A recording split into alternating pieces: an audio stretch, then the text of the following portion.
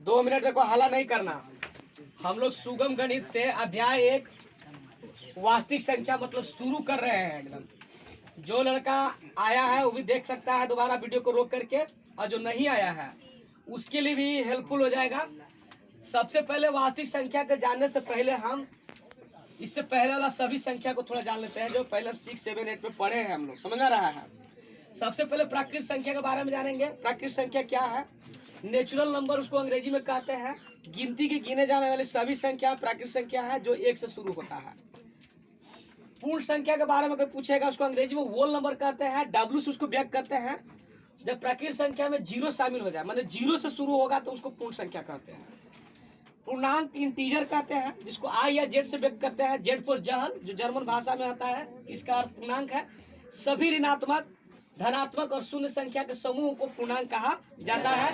-1, -2, 0, 1, 2, 3, मतलब आपको कोई पूछेगा तो ये पूर्णांक में आएगा। अगर आपसे कोई पूछ दे क्या 0 पूर्णांक है, तो आप बोलिएगा कि हाँ है। -2 पूर्णांक है तो हाँ है, ऐसे बोलना है, समझ रहा है।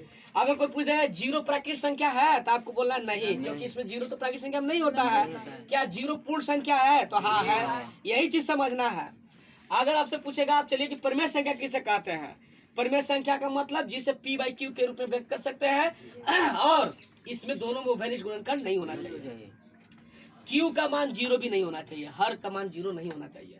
माइनस में हो, 0 में हो, बटा में हो, सब आपको परिमेय संख्या है, इसको Q से व्यक्त करते हैं। अपरिमेय संख्या S से व्यक्त करते हैं, जिसको पूर्ण रूप से वर्गमूल नहीं प्राप्त कर सकते आप।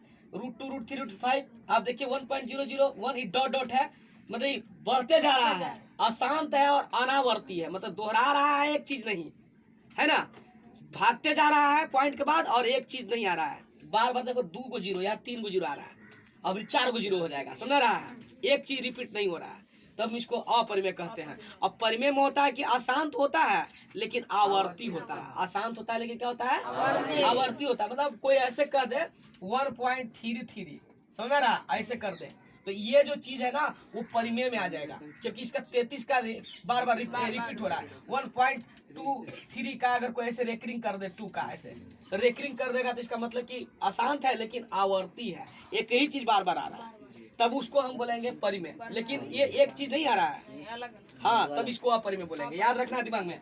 वास्तविक संख्या, वास्तविक संख्या पर अब आ गए पॉइंट पर। तो वास्तविक संख्या अब हम समझेंगे कि सभी परिमेय संख्या और अपरिमेय संख्या को मिला करके पूरा संख्या जितना है सबको वास्तविक संख्या कहेंगे।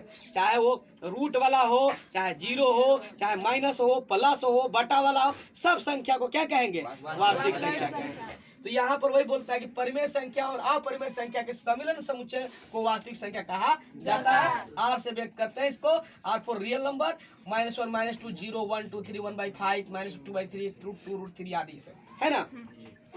एक बहुत इंपॉर्टेंट इसमें बताने जा रहे हैं कि परिमेय और भिन्न में क्या अंतर है। परिमेय और भिन्न में क्या अंतर है? तो परिमेय और भिन्न दोनों सेम चीज है। P/Q के रूप में इसको भी और इसको भी व्यक्त करना है। उभयनिष्ठ गुणनखंड इसमें भी नहीं होना चाहिए, इसमें भी नहीं होना चाहिए। P/Q में इसका भी हर 0 नहीं होना चाहिए, इसका भी हर 0 नहीं होना चाहिए। एक ही अंतर है कि इसमें प्लस और माइनस दोनों रहेगा, इसमें केवल प्लस रहेगा, समझ रहा है। इसीलिए कोई कहेगा कि क्या जी सभी परिमेय भिन्न होगा, तो नहीं, सभी परिमेय भिन्न नहीं होगा, इसमें माइनस वाला भी है। और सभी भिन्न परिमेय होगा, हाँ, सभी भिन्न परिमेय हो सकता है। यही चीज मैंने लिख भी दिया है कि P/Q में उभयनिष्ठ गुणनखंड नहीं हो, Q ये समानता है दोनों में, लेकिन अंतर ये है कि परिमेय धनात्मक भी होता है, ऋणात्मक भी होता है, लेकिन भिन्न क्या होता है? केवल धनात्मक। सभी भिन्न परिमेय हो सकता है, लेकिन सभी परिमेय भिन्न नहीं हो सकता, समझ रहा है। और अभी आगे देखेंगे कुछ और इम्पोर्टेंट चीज इसमें, है ना। चलो।